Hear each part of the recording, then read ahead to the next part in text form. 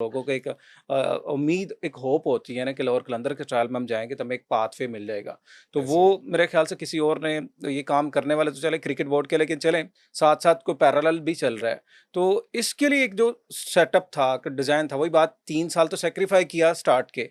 उसके बाद यही प्लान किया कि सैक्रिफाइस नहीं किया, नहीं, मेहनत की, थोड़ा-सा मेहनत कर लिए ना, ट्रस्ट किया। ट्रस्ट कर लिए कि चले हम अपने प्लेयर प्रोड्यूस कर लेते हैं, जो अगर हमें 31 साल का मिल रहा है या 29 साल का अच्छा, मिल रहा है, तो हम तो फिर अपने हम प्लान कर लेते हम हैं। चेक कर लेते हैं कि हमारे मुल्क में हाँ, टैलेंट है कि नहीं। तो ये प्लान किसका था? प्लेयर डेवलपमेंट प्रोग्राम का, मतलब कि यार इसके ऊपर भी इन्वेस्टमेंट है, इसके ऊपर भी टाइम इन्वेस्टमेंट भी है और फाइनेंशियल इन्वेस्टमेंट भी है।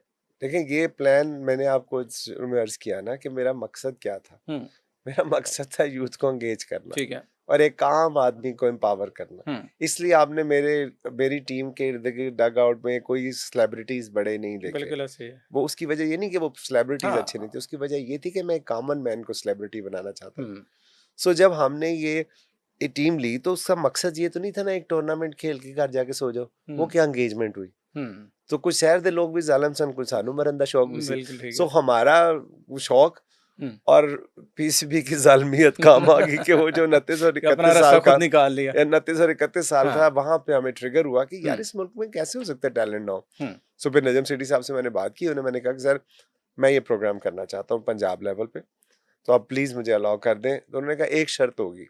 मैंने कहा जी कौन सी? उन्होंने कहा अंडर 23 होगा। मैंने कहा अपनी दफ़ा 31-29 साल के लेके फिरे, लेकिन मैंने कहा ठीक है। तो वो सफ़र वहाँ से फिर शुरू हुआ। वो फिर हम 365 डेज़ काम करते हैं। चाहे वो हाई परफॉर्मेंस सेंटर हो, चाहे कुछ कोई भी बिल्कुल एक्टिविटी ऐसे हो, ही है। कोई भी इनिशिएटिव हो। सो वो होता है आपको एंगेजमेंट करना। 1 महीने की कोई एंगेजमेंट नहीं होती। अब थ्रू आउट सो आप लेके ये जो चलेंगे। एंगेजमेंट का टूल था प्लेयर डेवलपमेंट प्रोग्राम, कि जिसकी विंडो के अंदर एक आम आदमी, कॉमन मैन तक हम गए। पंजाब के 8 शहरों में गए। क्रेडिट मैं देना चाहता हूँ अभी मौजूदा हमारे जो प्राइम मिनिस्टर हैं शहबाज शरीफ साहब, उसको चीफ मिनिस्टर। सो उनकी उनके जो आशीर्वाद से हमने ये काम शुरू किया। बहुत ज़बरदस्त हमें रिस्पॉन्स मिला। पहले सीजन में हमने को 1.25 लाख से ज़ायद बच्चों के ट्रायल किए और उसके बाद जब हमारी ख्वाहिश थी कि हम एनसीएमएस को ट्रेन करेंगे, टॉप 30 पूल जो होगा। अनफॉर्चुनेटली पीसीबी से वो डील बन नहीं सकी, तो we reached out to Australia. So वहाँ पे फिर हमने बच्चों को ट्रेन करना शुरू किया। तो ये कहानी वही है। ये मकसद, ये विजन, ये ख्वाब वही है कि हमने आम आदमी को एम्पावर करना है। तो उसके लिए डेफिनेटली प्लेयर डेवलपमेंट प्रोग्राम बहुत ज़रूरी था। बिल्कुल, एक अच्छा इनिशिएटिव था और ज़ाहिर है इसको दुनिया सब लोग ऑन भी करते हैं, लेकिन कहीं न कहीं फिर भी हमारे क्लास मौजूद हैं, मतलब ऐसी स्पेसेस हैं जहाँ पे अभी भी वर्कआउट करना बाकी है और नहीं, मैं स्पेशली आपको बताऊँ राना साहब, अब नहीं है। उसकी वजह ये है कि 2019 में जब कोविड आया 20 में, हुँ, तो हमने अपना हाई परफॉर्मेंस सेंटर बनाया था। हुँ। सो हम ऑनलाइन चले गए। हमने कहा आप ऑनलाइन अपनी हाँ, वीडियोज़, बिल्कुल हम वीडियोज़ भेजें और 50,000 पहले से ज़ायद वीडियोज़ लोगों की आई। बिल्कुल ऐसा ही है। अब आप लंडी कोतल में हैं, आप चक सवारी में हैं, हाँ, आप हाँ, किसी भी कोने में लाड़काना पाकिस्तान में के हैं, बिल्कुल। आप पाकिस्तान के हाँ, किसी कोने में हैं, टेलीफ़ोन है ना आपके पास? हाँ, वीडियो एक बना के भेज 90 सेकंड की वीडियो बना के हमें भेज दें। हुँ, अगर आप में टैलेंट है, वो शाहीन हारिस फ़खर जैसा, हुँ, हम खुद आपको घर से लेके आएँगे। सही। ना सिर्फ बल्कि सिखाएँगे, बल्कि पढ़ाएँगे भी और बाकी आपका हुँ, जो है वो स्कॉलरशिप भी आपको देंगे।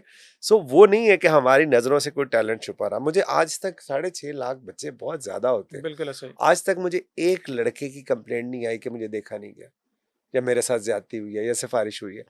आप सोचें, अभी यूनिवर्सिटी ऑफ लाहौर में लास्ट ईयर हमने ट्रायल लिए थे, 15,000 से ज़्यादा बच्चा ट्रायल देने आए और उनमें ज़्यादा तादाद उन बच्चों की थी जो कह रहे थे सर हम दूसरी तीसरी दफ़ा देने आए हैं, लेकिन हम मेहनत करेंगे। अब भी नहीं हुए तो अगले साल मेहनत करके फिर आएँगे। आप सोचिए ये अच्छा, कहाँ होता राना है? साहब यहाँ पे मैं सॉरी आपको कता कलामी सर कर माज़रत है कि लेकिन मैंने कहा ना मैं ऑब्ज़र्व करता हूँ जाके ट्रायल, मेरी कोशिश होती है यंगस्टर जहाँ पे हो हुँ, मैं जाऊँ और लाहौर कलंदर के ट्रायल्स पे हमेशा मैं होता हूँ, मतलब पहुँचता हूँ। यही बात आपने जिस तरह की ना 2, 3, 4 दफ़ा लोग आते हैं, हर दफ़ा ही आ रहे होते हैं। कुछ प्रॉब्लम फिर भी हैं, आप इस चीज़ को मान लें, मैं ऑन कैम बात करना चाहता हूँ कि क्या? बहुत से लोग ये कहते हैं कि हमें बारी नहीं हमें मिलती। वही बात 15,000 जब आएँगे आप लोग फिर उसको उस तरह से मैनेज नहीं कर पाते अगर आपने 1 डे के लिए रखे हुए हैं ट्रायल्स, अगर 2-3 डेज़ में लेके जाते हैं फिर तो शफ़ल हो जाते हैं। अदरवाइज़ कुछ लोग ये भी बात करते हैं कि कहीं न कहीं अप्रोचेज़ होती हैं, वही लोगों को जो है वो आगे आने दिया जाता है, हम लोग जो डिज़र्व करते हैं। मैं ये जो लोगों की ये शिकायत वो आपके मुझे सामने 10 रख रहा हूँ। साल हो गए हैं ठीक है, ऑलमोस्ट इस प्रोग्राम को रन करते हुए। आप पहले बंदे हैं जिन्होंने ये बात की है। मुझे आज तक जब मुझे कोई सिफ़ारिश आती है, ठीक है, मैं उस लड़के से पहला सवाल ये करता हूँ कि बेटा आप हमारे प्लेयर डेवलपमेंट प्रोग्राम के अंदर रजिस्टर हुए? ठीक है। तो वो मुझे अगर कहता ना नहीं, तो मैं उसके जो सिफारिशी होता है तो भाई ये क्रिकेटर के अलावा सब कुछ है, बिल्कुल क्योंकि सही। ये हो नहीं सकता। ठीक है। अगर लोग जो है पुलवामा से बच्चे ट्रायल देने आ गए थे यार, मुझे एक बात बताओ, इधर का जो है बलूचिस्तान का एक दूर दराज इलाका है वाशिक खरान, 6 दिन का सफर करके वो बच्चा ट्रायल देने आया था, उसके बाद वो कश्मीर कलंदर का या गिलगित कलंदर का हिस्सा भी रहा। ये हो नहीं सकता, पॉसिबल नहीं है। अच्छा, अब बात आ गई 2022 में, जब डैरन गफ हमारे पास आए थे ट्रायल लेने, उनका भी ये ख्याल था इतने बच्चे होते हैं कैसे ले सकते हैं। बिल्कुल सही। उस वक्त 12-15 साल बच्चा ट्रायल देने आ गया। हमारे वो ट्रायल 7 दिन चले।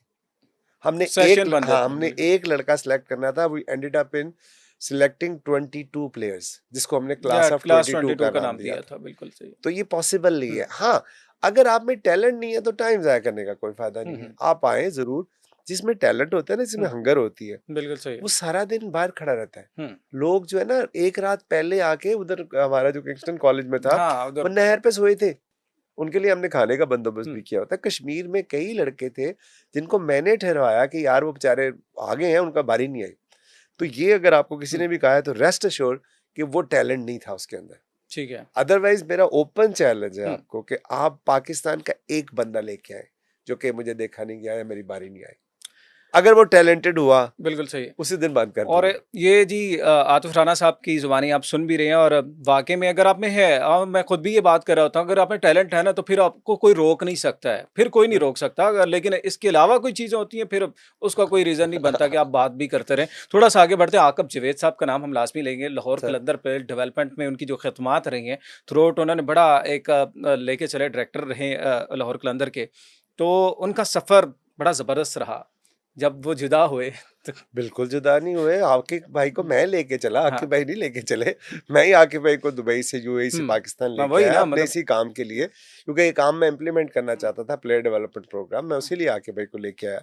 और आकिब भाई कहीं नहीं है, आकिब भाई तो हमारे दिल में बसते हैं, हमारी जिंद जान है। आपने उनकी जगह पे बंदा रख लिया? नहीं, जगह वो है ही नहीं थी उनकी, वो he is part of Qalandar family. वो कभी भी नौकरी नहीं कर रहे थे मेरे पास, ठीक है। वो गई, मैं सुन रहा था किसी ने को कह रहा था को रिजाइन कर दिया, मैं को भजन आपको नौकरी कब मिली थी जो आपने रिजाइन किया? वो जब उनको ये जब उनकी बात हुई, वो मेरे पास आए, उन्होंने मुझे कहा कि आतिफ यार ये इस तरह, मैंने कहा आकिब भाई पाकिस्तान के लिए जान भी हाजिर है, आंखें बंद करके जाएं और प्लेयर डेवलपमेंट प्रोग्राम एनसीए में लॉन्च कर दें।